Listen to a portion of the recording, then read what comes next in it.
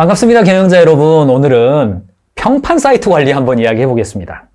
제가 돕고 있는 회사인데요. 잘 나가는 회사입니다. 건강기능식품인데 채용 공고를 내면요. 지원자가 20배, 30배 그렇게 왔어요. 그래서 골라서 뽑았거든요. 그런데 어느 순간인가 채용 공고를 내는데 지원자가 없어요. 5명 뽑는데 4명 지원하고 10명 지원하고 이러는 거예요. 이게 웬일입니까? 가인지 경영 도입해서 의미 채용하고 인재 진단표하고 온채널 관리하고 다 했는데 갑자기 웬일입니까? 이렇게 질문이 왔어요. 근데 제 느낌이 쎄하더라고요. 그래서 제가 땡땡 사이트 들어가봐서 좀 확인해 보세요 이야기를 했죠. 아니나 다를까 이 기업 평판 사이트들이 국내에 메이저가 한 2-3개 정도 되고요. 몇 개 여러 개 생겼거든요. 들어가서 보니까 악플이 열 몇 개가 그냥 쫙 올라와 있는 거예요. 이 회사는 야근을 한다, 사장 마음대로 한다, 사장의 아들이 와서 일한다, 아무튼 여기는 저기 팀장이 누가 있는데 팀장이 마음대로 한다, 사모님이 나와가지고 이렇게 한다, 사장 혼자 낮에 한다, 어디 간다, 막 사실이 아닌 것들까지 포함해가지고 하고 올라와 있는 거예요. 10여 개가. 이러면요, 요즘 지원자들 평판 사이트 거의 100% 들어가서 본다고 가정해야 됩니다. 그 공간에 회사의 평판이 어떻게 남겨져 있는지를 잘 관리할 필요가 있습니다. 개인적으로 저는 이런 평판 사이트 사업을 저한테 누가 하라 그러면 저는 그런 거 안 하겠습니다. 이럴 것 같아요. 그런데 다른 한편으로 보면 워낙 지원자들 입장에서 볼 게 없고 그거 역시 고객의 니즈이기 때문에 그런 걸 충족시켜주는 비즈니스가 성행하는 것은요, 나중에는 교통정리가 되겠지만 어느 정도는 또 사회에 필요한 기능을 하는 점도 없지 않아 있다고 볼 수 있습니다.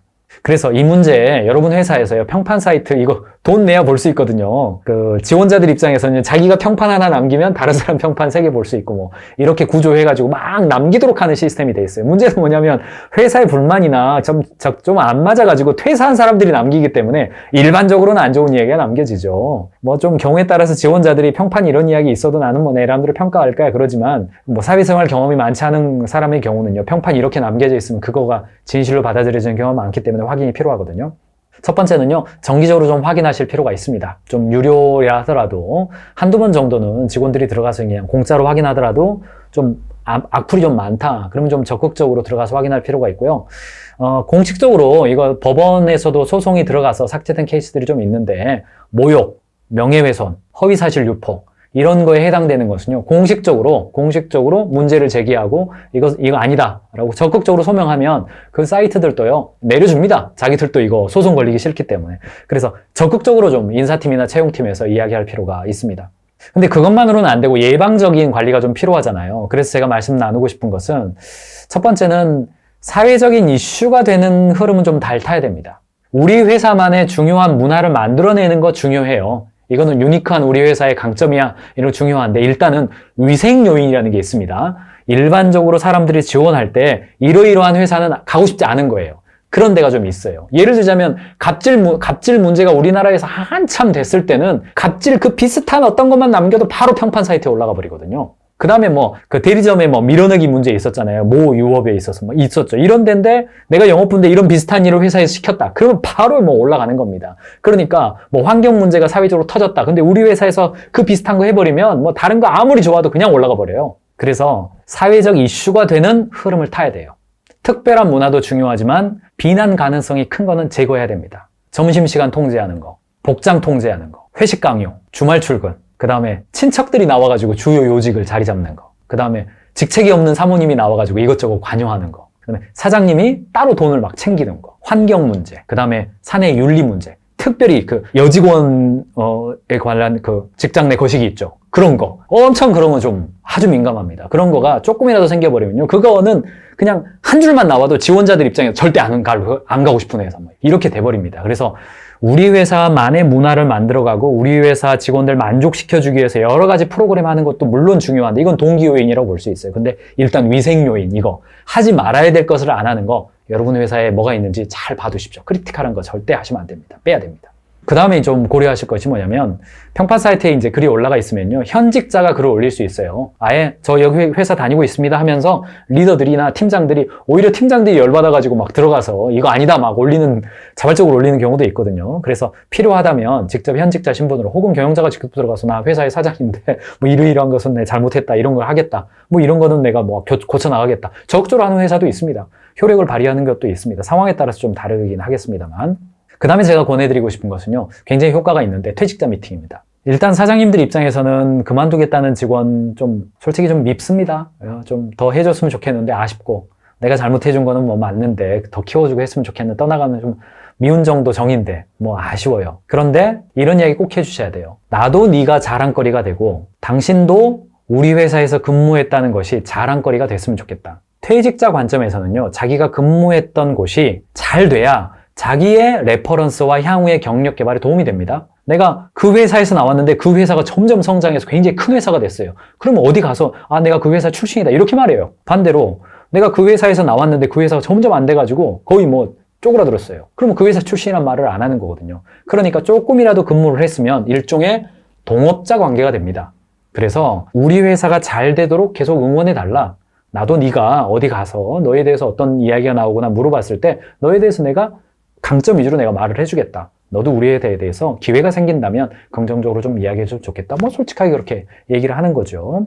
그 다음에 이제 퇴사할 때 여러 가지의 그 이해관계가 좀 있습니다. 제일 안 좋은 퇴사가 뭐냐면요, 추석 앞두고 퇴사시키는 거, 연휴 앞두고 퇴사시키는 거. 이거 속보이잖아요. 이게 추석이 한 3, 4일 있는데 그 앞에 퇴사하면 그 3, 4일치 몇십만 원 되겠습니까, 그게. 그런 거 조금 좀 주의하실 필요가 있고요. 그 다음에 이제 좀 부득불 서로 조율해서 퇴사하는 경우는요, 가능한 해고 예고 수당이 통상 한 달인데 약간은 조금 더 준다는 느낌으로 하는 게 좋습니다. 연차 합하고 해고 예고 수당 합하고 그러면 통상 한 2달 정도 이렇게 되거든요. 회사에서 뭐 한 10년 근무했는데 한두 달 더 주는 거 저는 충분히 고려할 만한 요소라고 생각합니다. 그래서 가능하면 퇴사할 때 이 이른바 섭섭마귀가 들어가지 않도록, 그래서 가능하면 좀 더 해줬다라는 느낌이 들게끔 해주시는 게 필요하고요.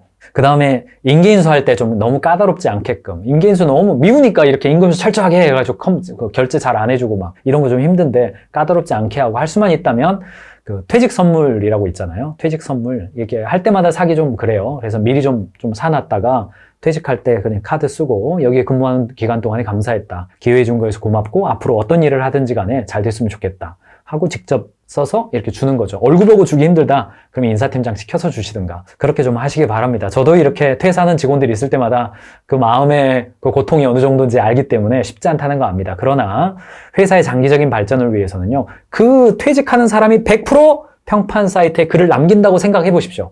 100% 남깁니다. 그거 관리하실 필요가 있습니다. 그 다음에 이제 좀 다른 한편으로 채용 공고를 낼 때요, 채용 공고를 낼 때 그 채용 공고를 내는 이유를 좀 밝혀주실 필요가 있어요. 어떤 회사는요, 뭐 1년 내내 계속 채용해요. 그러면 어떤 느낌이 드냐면 지원자 입장에서 얼마나 안 뽑히면 이렇게 그냥 오랫동안 공고를 내지? 이렇게 생각하고 채용하는 사람이 많아요. 전 직원이 40명인데 채용하는 인원이 20명이에요.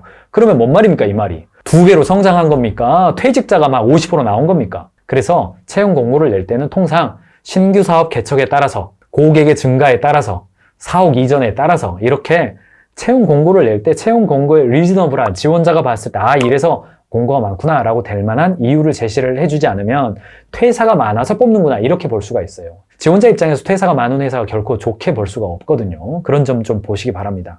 마지막으로 이제 일자리라는 하나의, 일자리는요 굉장히 복합적입니다. 심리적인 요소도 작동하고 회사가 종합적으로 회사의 어떤 일하는 방식이나 문화나 성과, 같이 일하는 직원들의 모습, 보상, 근로 여건, 그 산업군의 발전의 정도가 다 복합적으로 작동하기 때문에 경영자 입장에서, 경영자와 리더들 입장에서는요 점점점 이 일자리를 하나의 상품으로 보고 관리할 필요가 있습니다. 이 일자리가, 내가 영업부 팀장이에요. 그러면 영업부 원, 그 일자리 하나가 얼마나 들어오고 싶은 일자리가 되게 할 것인가, 이거 고민하실 필요가 있고, 사장님이라고 한다면 우리 직원들, 우리 회사의 직원이라고 하는 이 일자리가 얼마나 들어오고 싶은 일자리가 되게 할 것인가 관점에서 이 채용을 보시고 일자리를 보시고 평판 사이트도 보고 그 관점으로 보셔야 아마 장기적으로 여러분들이 직원들도 성장하고 회사 시스템도 발전하는 데 도움이 될 겁니다.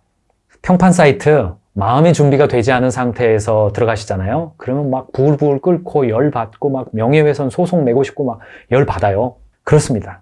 저희 회사의 평판 사이트에 다 별표 5개짜리 평판만 있는 거 아닙니다. 아, 이런 건 난 불만족이다. 이런 평판도 있어요. 처음에는 저 그거 봤을 때 굉장히 마음의 상실감도 들고, 대충 누군지 알거든요. 시기로 보면, 아, 누가 올렸겠네. 말투라든가 보면 알아요. 마음속으로 막 밉기도 하고 그런 생각 들더라고요. 근데 지금은 마음을 고쳐 먹었습니다. 아, 그런 사이트, 평판을 통해서, 가인즈 캠퍼스, 이 일자리, 컨설턴트라고 하는 이 일자리가 얼마나 더 유능한 인재들이 들어오고 싶은 일자리가 되게 할 것인가 관점에서 봅니다. 지금도요, 상태가 좋을 때 들어가서 보지, 상태 안 좋을 때 안 들어갑니다. 저도 마음이 어려워지거든요.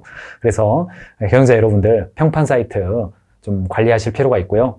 소극적으로는 평판 사이트 관리지만 적극적으로는 이 일자리가 굉장히 좋은 일자리가 되게끔 내가 해야겠다. 이런 마음가짐 가져보시기 바랍니다. 경영자의 실력이 조직의 실력이고요. 직원의 실력이 조직의 미래입니다.